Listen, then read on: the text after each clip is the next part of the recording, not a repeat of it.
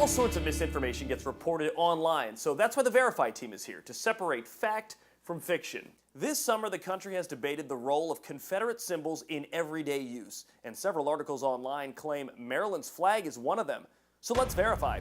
Does the state of Maryland's flag have Confederate symbols? Our sources are the state of Maryland's website and vexillologist, or a flag expert, Peter Ansoff. There's never been any secret about that. It's common knowledge. You can read it on the Maryland state website. Ansoff says Maryland's flag is the coat of arms of the Calvert family, the founding family of the state of Maryland.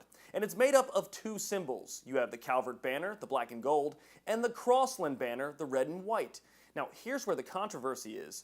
During the Civil War, Marylanders fought on both sides. Marylanders who fought for the North used the common symbol, which was the Calvert arms of the black and gold, and the Southerners used the other part of the original Calvert arms because they wanted to be different. But after the war, Marylanders, like the rest of the country, had to come back together, and they began to use both symbols again together on one flag. The notion behind it was that this is a compromise. We're trying to bring the parties back together and move ahead as one unified state. So we can verify, true, the Maryland flag has a Confederate symbol in it. But as Ansoff points out, originally it was the symbol of the founding family of Maryland that was later co-opted by Confederate soldiers. So it's barely remembered that way today.